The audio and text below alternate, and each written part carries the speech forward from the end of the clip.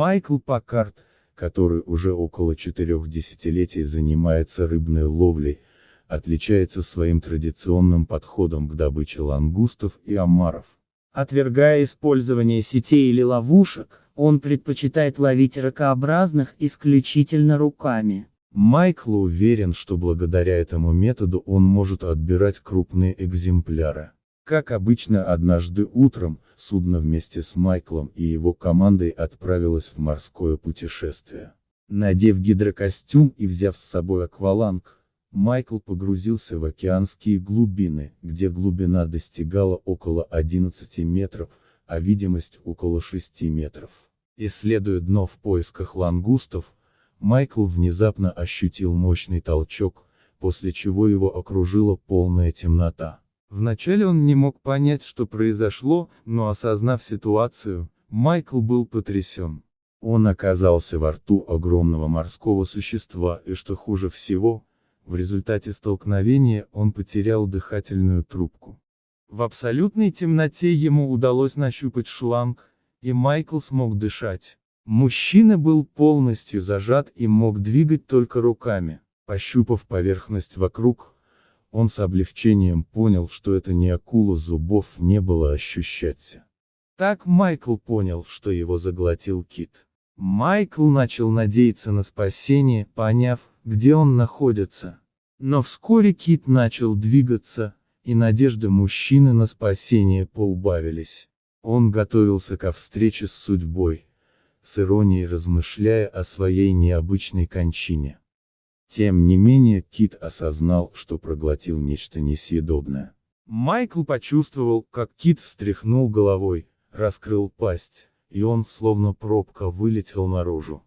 Оказавшись на поверхности воды, он едва верил в свою удачу, осознавая, что остался жив.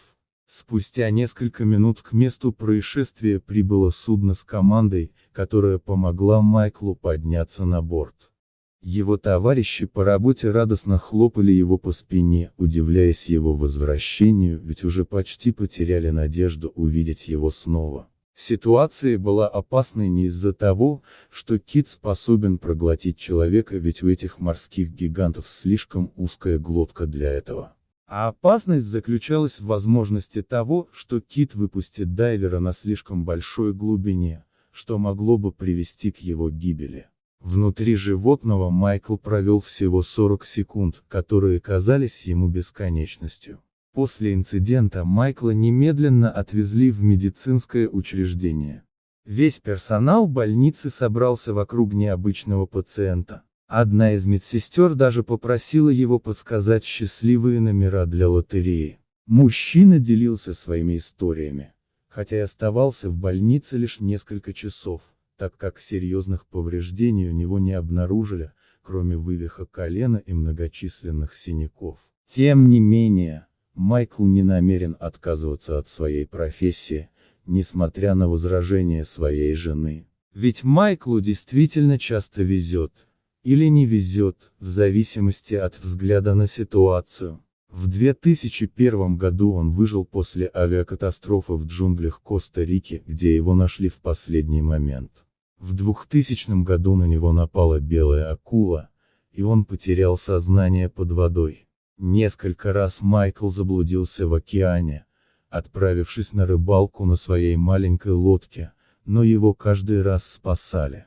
В отличие от этого случая, когда кит стал причиной испуга для местных жителей Индонезии.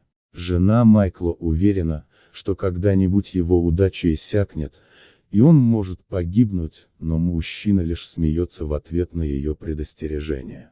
А что думаете вы, это случайное везение или просто судьба? Оставляйте свои комментарии.